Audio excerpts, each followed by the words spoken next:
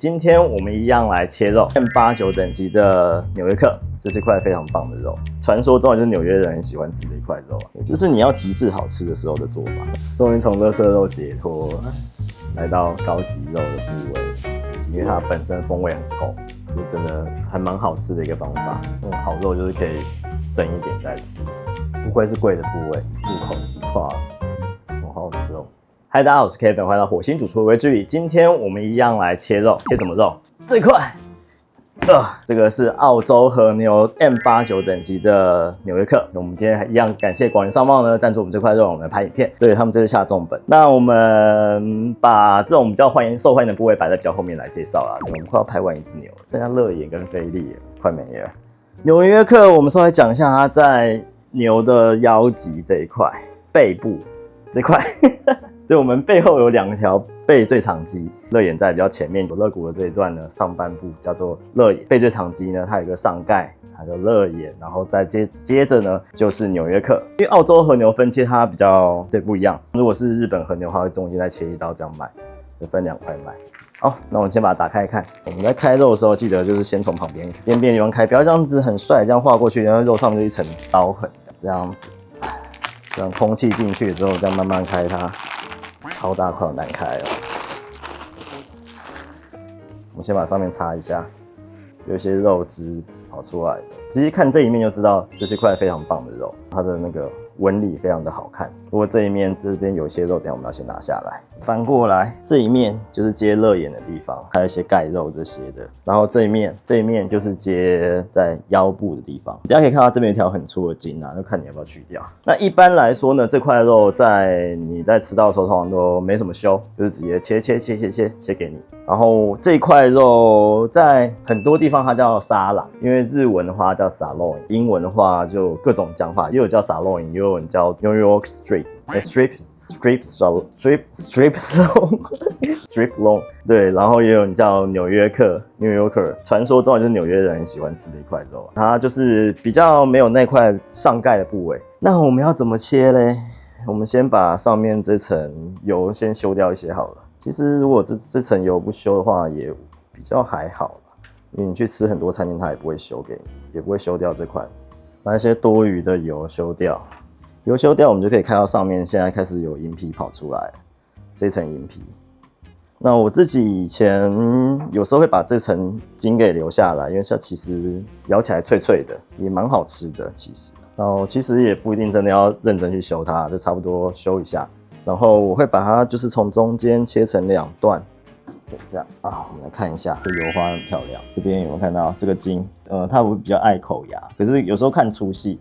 对，就像这一条银皮这样下去的一条筋，然后修成2半的原因是因为我们等一下会比较好处理它。可以看到这一边就是有一些杂肉这样子，然后还有一条很粗的筋，那我们就把这些杂肉给修掉，它不属于这一块的肉把它拿掉，就比较接在腰部的头上。你看这个，它就撕了下来嘛，就明显不是这一块肌群的肉，你就可以看到，这块肌群的肉已经出来了，这个都不是属于这一块肌群的肉。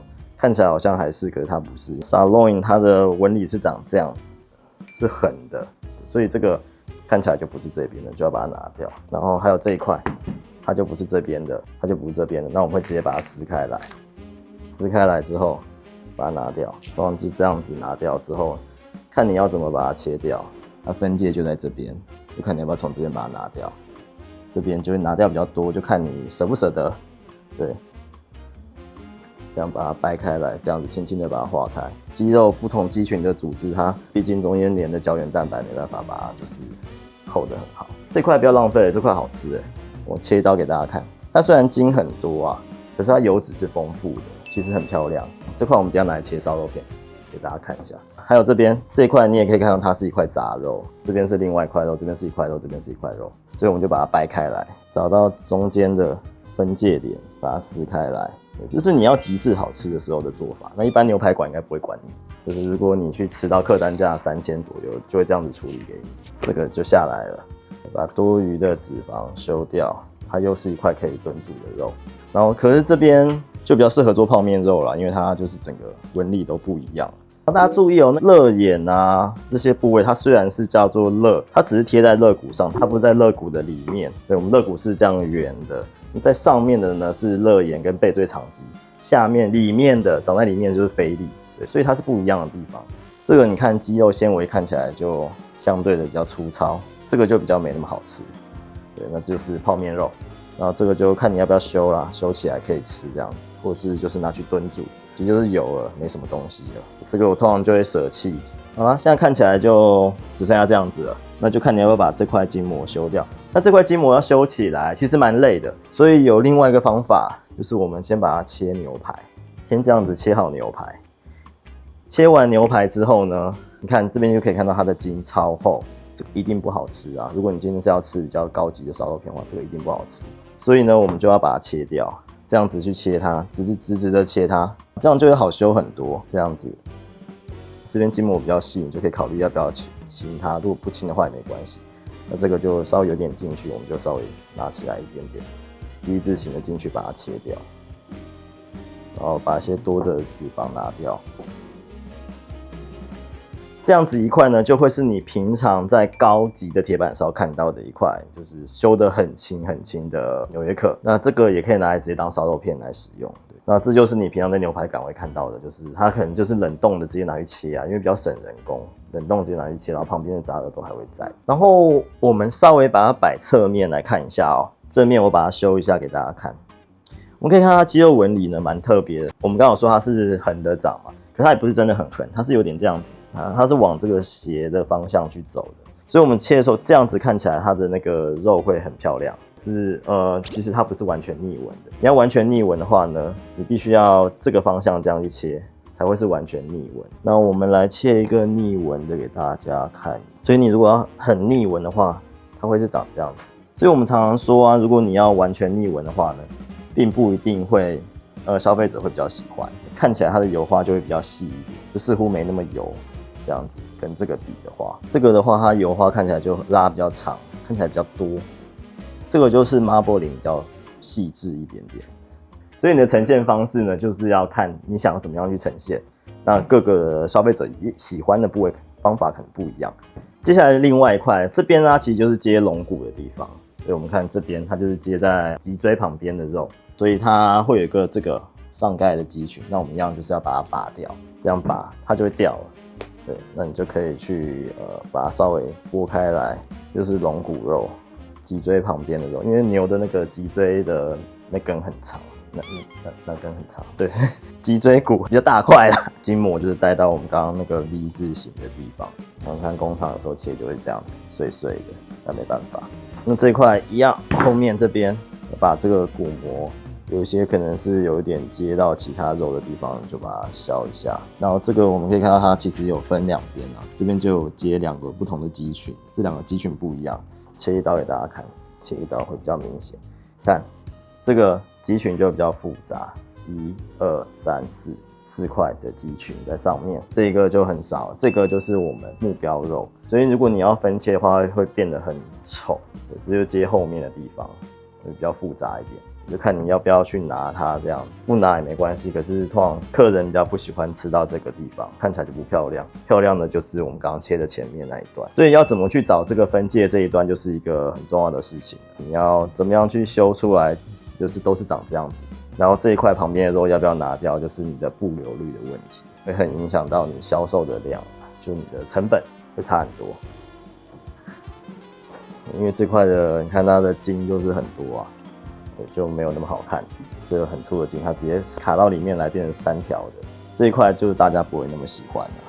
那我们看要切到哪边，这个下面这一块是我们的目标肉，上面这块不是我们要的。那这块肉越到这边会越小块，我们越想要吃的地方这块会越小块，每块肉状况会长得有点不一样，所以就看你要怎么样了。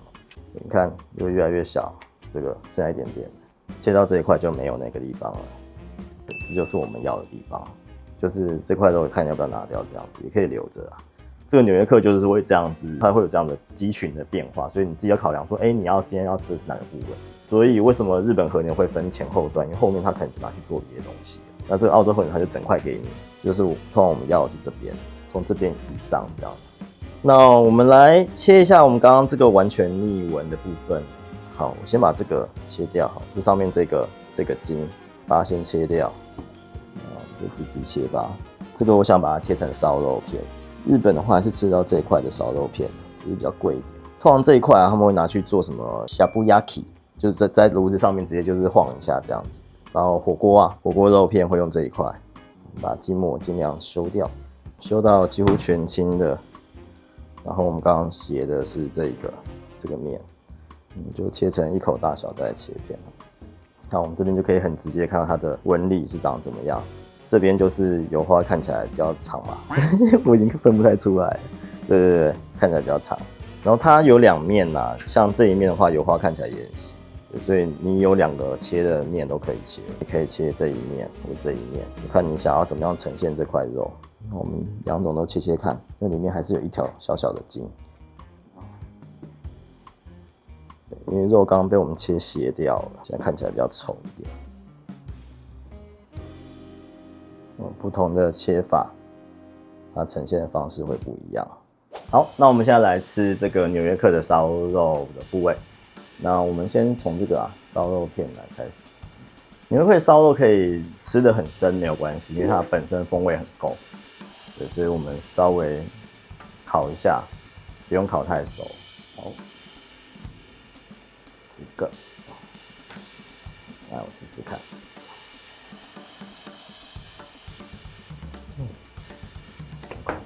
入口即化，然后风味又很浓，好好吃哦！不愧是贵的部位，贵有贵的原因。所以你去那个烧肉店点的话，这块就是会是贵的部位。你们两个离近一点，这样可以吗？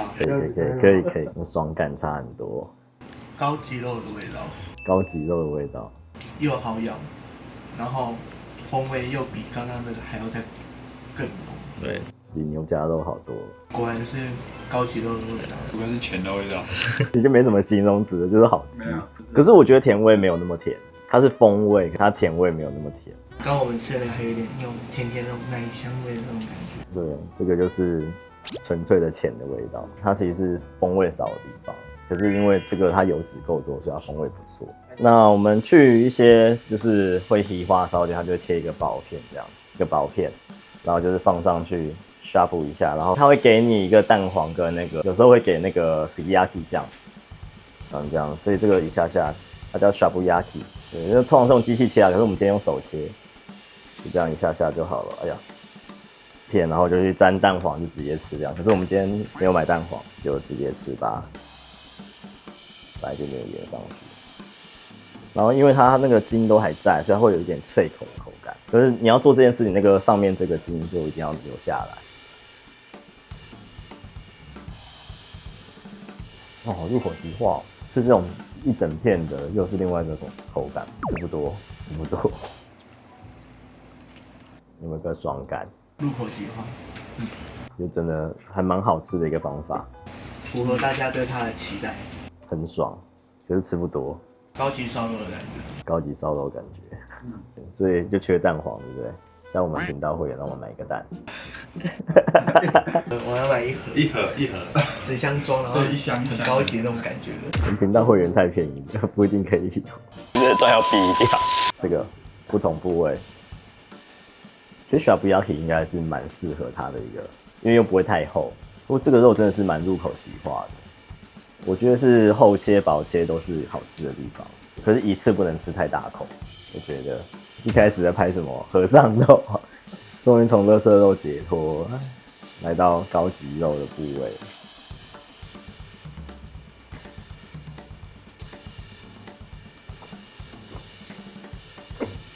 这块我烤的比较深，所以更 juicy， 非常好好吃哦，没有什么筋感。其实里脊肉本来应该是一个有点硬的肉，可是这样吃是 OK 的。而且我切超厚的，而且我觉得它有一点点那个酸味，肉的酸味，冷藏熟成的一个味道，很好吃。洋葱丝不行，味道太多。我觉得柠檬盐、柚子胡椒、黄柠檬汁就好了。有最后还是瓦萨比，所以我汁水比较多，切厚一点，肉质会很多，而且烤比较深一点。触感很软，然后有那种很圆润的那种感觉。就是入口即化的肉。比起那种卡路比这种肥肥的部位，我觉得这个好吃很多。有肉的纤维，而且不像牛小排那么有咬劲。对，所以吃烧肉就蛮有趣的，到处各种部位都不一样，吃起来都会不一样。钱的味道，然后最后有那个红肉的那种酸味。对对对，有一点。我觉得很棒，就是不要让它风味太单一。那接下来我们来吃牛排，好，这个牛排完全修青的和牛，我觉得牛排来说的话都有点太腻，我觉得有点不能切太厚啊，烟雾弥漫中。那你很熏哦，摄影师不行。我们要吃个深一点，就大概铁板烧的那种深度。啊，我觉得可以了，很快哎。放这边 rest 一下。通常这种比较肥的肉都要久一点。然后我们刚刚有说要吃一块这个比较多杂筋的，因为这块如果是煎牛排，我觉得没什么问题。这个肌群又比较多，所以口感会比较复杂。金黄色的脆壳看起来很好吃。好肉就是可以深一点再吃。好，去 rest。然后现在肉都 rest 完了，那我们来吃这两种有什么不一样？看起来状况不错，里面还是深深的状态。然后这种一定要斜切啊，不要直直的切，直直的切都顺纹。先吃这个比较有筋感的。有杂肉的，这两块是不同的肌群啊，所以口感应该会差蛮多的。有一点薄薄的筋，可是还是很好吃，还是很好吃。那我来试试看这个，就是完全修青。其实这个有点像半桥烧的感觉，把里面留得很深。这块肉吃熟的、吃生的都很好吃。然后里面就是微微的温度透进去这样子。好，那我来试试看。一起吃的话，两块肉味道比较不一样。这个奶味比较多，这个肉味比较多，蛮独特的。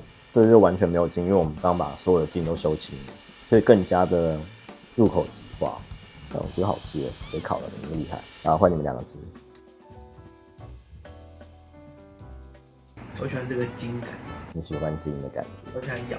那以后尾端都卖给你。还不错，比较中间，一咬下去就分开了。就有两块肉，我懂他说的感觉，就有两块肉，那味道还是不错。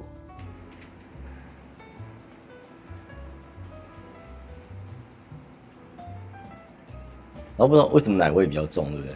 它比较清香的这种感觉，香气比较多。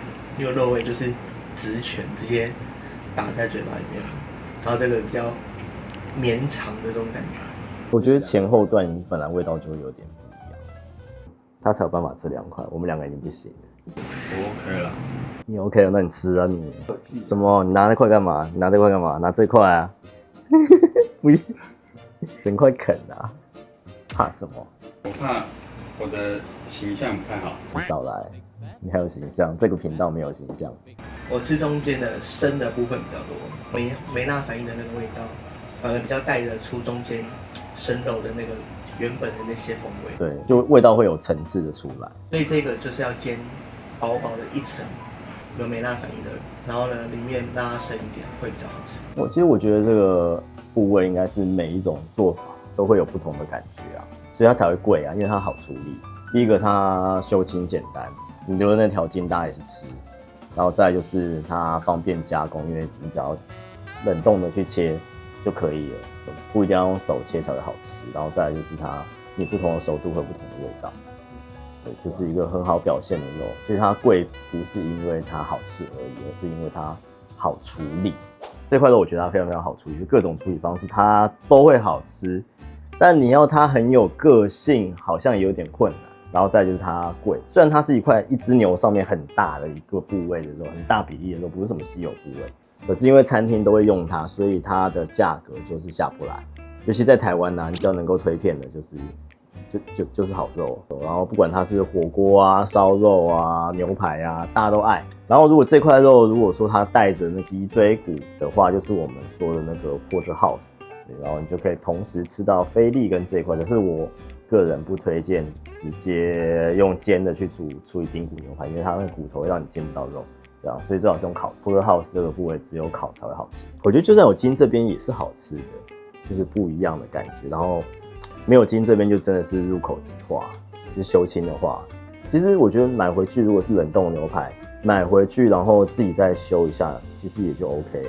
一定要买到一开始就是修到很轻的，然后那块油你还可以利用这样。毕竟这个是最贵最好吃的部位之一。我觉得这块肉是不是比热眼还要贵？要看情况，看市场需求啊。对，很难讲。终于我们吃到的不是垃圾的肉，感谢广元商贸赞助这块肉。这块肉其实不同的产区跟不同的品种，它的风味会差蛮多，因为它本来是一个蛮 pale， 就是蛮没有味道的一块肉，风味相对淡的，跟菲力一样，风味相对淡的肉。可是你用不同的饲养方式，然后不同的品种，它这块肉的风味就会不一样，所以也是一个蛮能够鉴别出一个味道的一块肉。就是乐眼跟那个纽约客这边切一刀，然后看一下它那个切面怎么样的，好不好的一个地方啊。那我们今天就先到这里。如果大家有什么问题的话，欢迎底下留言。虽然我知道上次我才说要吃全熟牛排比较好吃，可是这块我们今天就是用一个比较就是稍微烤一下表面的做法来做。如果大家有什么问题的话，欢迎在底下留言。有任何觉得这块肉要怎么样去做，或者是有其他的做法的话，欢迎跟我们分享。